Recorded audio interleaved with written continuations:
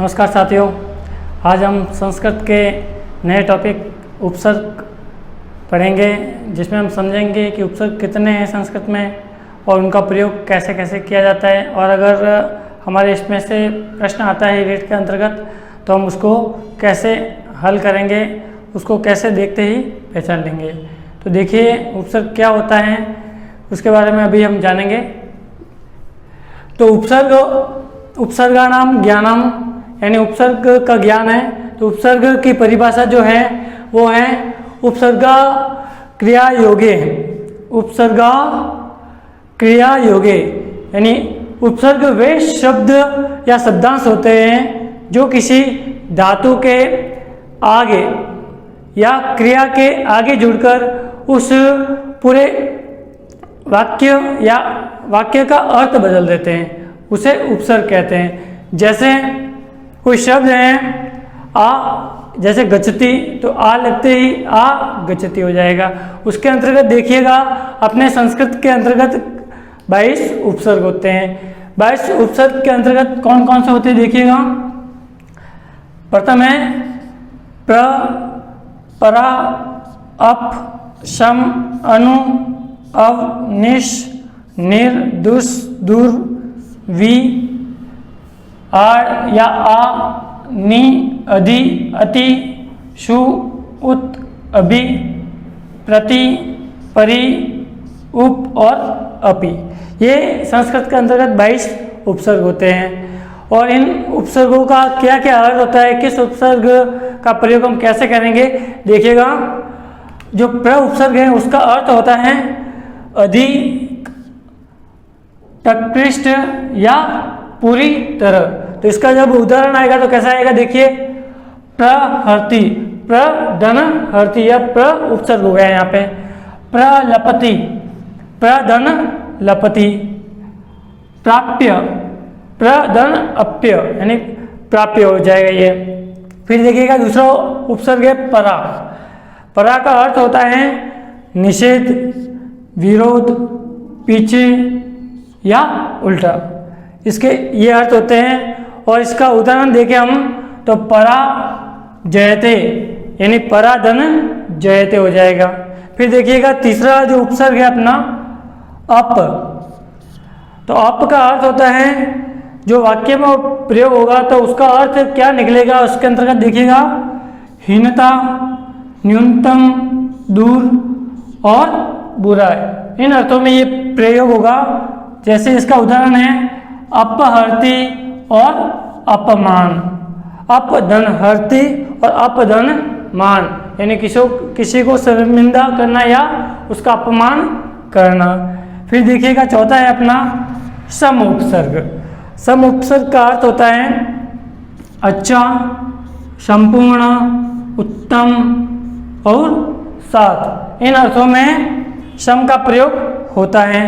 तो देखिएगा सम वदति यानी समधन वदति, संजय, समधन जय, ये उसके उदाहरण हैं। फिर देखिएगा पांचवा अपना उपसर्ग है अनु।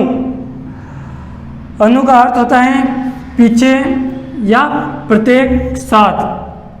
तो इसका उदाहरण देखिएगा अनुगच्छति, अनुधन गच्छति यानी पीछे पीछे चलना। फिर है अनुसरति यानी साथ में चलना या साथ में घूमना। फिर देखिएगा अव।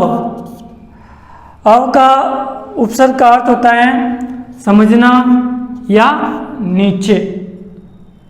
इसका उदाहरण देखिएगा अवगच्छति यानी पीछे पीछे चलना। फिर सातवां है उपसर्ग निश। निश का अर्थ होता है निषेध, बाहर या रहित। ठीक है। फिर देखिएगा इसके उदाहरण कौन कौन से होते हैं, निश्चल और निष्कर्ष। निष्धन चल, निष्धन कर्ष। ठीक है। फिर देखिएगा आठवां है दूर। दूर का अर्थ होता है बाहर और रहित। उदाहरण के तौर पर देखिएगा निर्गच्छति और निर्जनम। इनका जब हम अलग अलग करेंगे तो निर्धन जन्म और निर्धन गच्छति हो जाएगा। फिर देखिएगा नवा है अपना दुष। दुष का अर्थ होता है कठिन या बुरा। फिर देखिएगा आगे उदाहरण है दुस्साहसित और दुष्कर, यानी दुष्धन कर यानी कठिन, जिसको कार्य करना कठिन होता है दुष्कर, ठीक है। और जो बुरा शासन होता है उसको कहते हैं दुस्साहसित। फिर देखिएगा 10वां है दूर। दूर का अर्थ होता है बुरा या कठिन। दुराचरित, दूरधन आचरित। फिर दुर्गति, दूरधन गति हो जाएगा। फिर देखिएगा 11वां है वि उपसर्ग। इसका अर्थ होता है विभक्ति, विशिष्ट या रहित। तो उदाहरण के तौर पर देखिएगा आप विजयते या विलपति, विधन जयते, विधन लपति।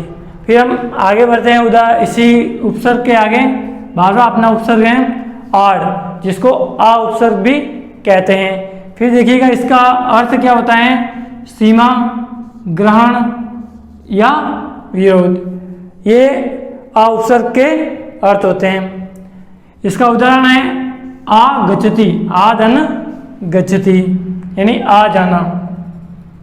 फिर देखिएगा नी का ज़्यादातर अर्थ ये होगा निषेध, नीचे या बिना। इसका उदाहरण देखिएगा निषेधति, ठीक है, यानी निषेध करना। 14वां है अपना अधि। अधि का अर्थ होता है प्रधानता या समीपता, प्रधानता या समीपता। इसका उदाहरण देखिएगा अधि गच्छति और अधिकार, अधिधन कार। ये प्रधानता हो गई कि हमारे अधिकार होते हैं। फिर देखिएगा 15वां है अति। अति का अर्थ होता है बहुत, अधिक और पर, ठीक है। इसका उदाहरण देखिए अति शेते, अति धन शेते हो जाएगा। हमारे जब परीक्षा में ये आएंगे तो सीधा सा अपना एक शब्द दिया गया होगा, उसको हम उपसर्ग पहचानना है कौन सा इसमें उपसर्ग है और कौन सी क्रियापद है। तो ऐसे हमारे सवाल आएंगे इसके अंतर्गत, रीट के अंतर्गत। फिर देखिएगा अपना सु उपसर्ग है। तो सु का अर्थ होता है अच्छा या सुंदर। तो उदाहरण के तौर पर देखिएगा सुशोभते, सुधन शोभते यानी अच्छा दिखने वाला। फिर है उत्त। उत्त का अर्थ होता है ऊपर या ऊंचा। तो देखिएगा इसका उदाहरण है उत्तिष्ठति, उत धन इष्ठति, ठीक है। फिर देखिएगा अभी। अभी का अर्थ होता है पास, सामने और या इच्छा। पास, सामने और इच्छा। इसका उदाहरण देखिएगा अभी गच्छति, अभी धन गच्छति हो जाएगा इसका। फिर देखिएगा अपना 19वां है उपसर्ग है प्रति। प्रति का अर्थ क्या होगा देखिएगा प्रत्येक, बराबरी, विपरीत या उल्टा। तो इसका उदाहरण क्या हो जाएगा प्रतिभासते यानी प्रति धन भासते, यानी जब भाषण देते हैं तो विपक्ष में बोलते हैं, उसको कहते हैं प्रतिभासते। फिर देखिएगा 20वां है परि। इसका अर्थ होता है चारों ओर या आसपास, चारों ओर या आसपास। तो देखिएगा इसका उदाहरण है परिधन चरती। परिधन चरती यानी चारों ओर देखना या चारों ओर घूमना हो जाएगा इसका। फिर देखिएगा उप। उप का अर्थ हो जाएगा पास, छोटा, निकट, समान या कौन। इसका उदाहरण देखिएगा उपगच्छति, उपधन गच्छति हो जाएगा। फिर देखिएगा अंतिम है अपना अपि। अपि का अर्थ होता है बी या आवरण। तो देखिए इसका उदाहरण है अपिदान, अपिधन दान यानी आच्छादन होना। फिर देखिएगा ये हमारे उपसर्ग हो गए, आप स्क्रीनशॉट भी ले सकते हो इसका। फिर आगे देखिए एक सूत्र है जो लेखक ने दिया है, जो प्रकांड पंडित हैं संस्कृत के, उनका जो नाम है वो है भट्टो दीक्षित हैं। उन्होंने इनके लिए क्या एक अपना सूत्र दिया है, वो देखिएगा। अभी इसका सूत्र लिखेंगे हम, देखिएगा सूत्र है। देखिए उपसर्ग की विशेषता के लिए भट्टोजी दीक्षित ने एक सूत्र दिया है। उपसर्गेण धात्वर्थो बला दन्यत्र नियते प्रहारा सहारा विहार परिहारवत। ये उपसर्ग की विशेषता के लिए सूत्र दिया है भट्टोजी दीक्षित ने। तो इसका अर्थ क्या होता है, देखिए पहली लाइन है अपनी, उपसर्गेण धात्वर्थो बला दन्यत्र नियते। इसका तात्पर्य है कि उपसर्ग जब शब्द के आगे लगता है तो उसका अर्थ बदल जाता है या विपरीत अर्थ हो जाता है, या उस शब्द की विशेषता प्रकट होती है, या कभी कभी उसका अर्थ नहीं बदलता है। ठीक है। फिर दूसरी लाइन है अपना ही, प्रहार संहार विहार परिहारवत। तो इसका जो भावार्थ होता है वो ये है, यानी हार। ठीक है, हार का अर्थ हो जाएगा यहाँ पे माला।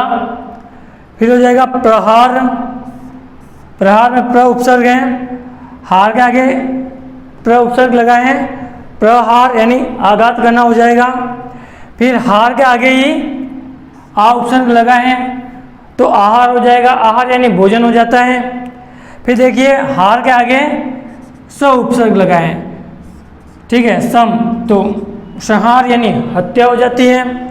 फिर हार के आगे ही अपने वी उपसर्ग लगाए हैं तो विहार यानी भ्रमण या सैर करने के लिए जाते हैं वो हो जाता है।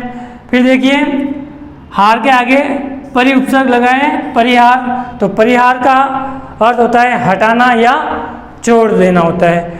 तो इस सूत्र के अंतर्गत विशेषता भी बताई है और हमें ये भी बताया है कि एक शब्द के आगे अलग अलग उपसर्ग लगने से उनका अलग अलग अर्थ निकल जाता है।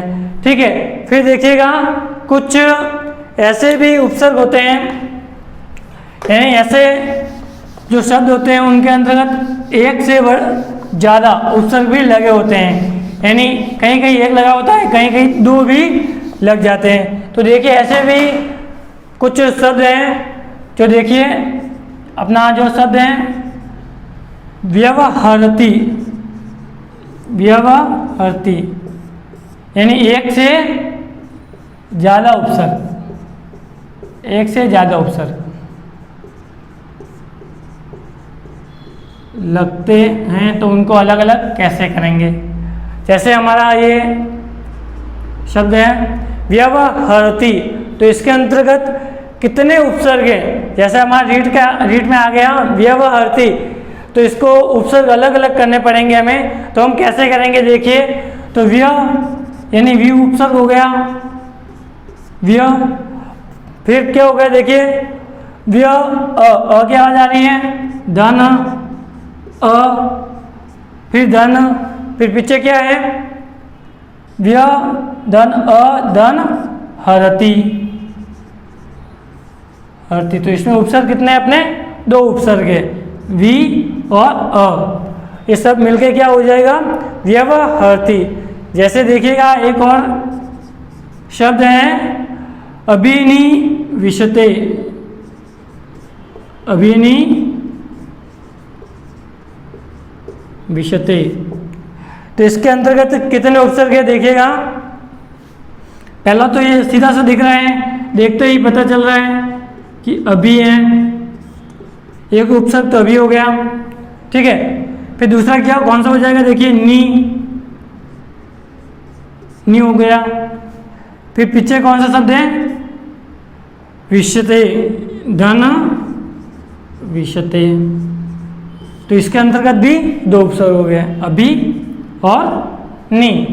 फिर देखिएगा जो ये जो शब्द हैं ज़्यादातर परीक्षा में आ जाता है और काफ़ी सारे एग्जाम में देखा गया है कि स्वागतम शब्द कई बार परीक्षा में आ चुका है।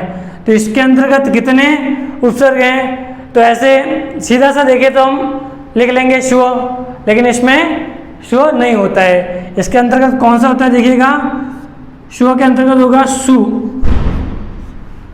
सु धन आ हो जाएगा, सु धन आ धन गतम, गतम, सु धन आ धन गतम, स्वागतम। तो देखिएगा विशेषकर एक से ज़्यादा उपसर्ग होते हैं, उनमें खासकर विशेष ध्यान रखिएगा और अच्छे से वीडियो को देखिएगा और अपनी जो टेक्स्ट बुक होती हैं जो अपनी क्लासों की 9th 10th की, उनमें से भी आप अच्छे से देख लीजिएगा ताकि वीडियो के साथ में वो भी देखेंगे तो अच्छे से आपको याद हो जाएगा। तो इजाज़त दीजिए, नमस्कार।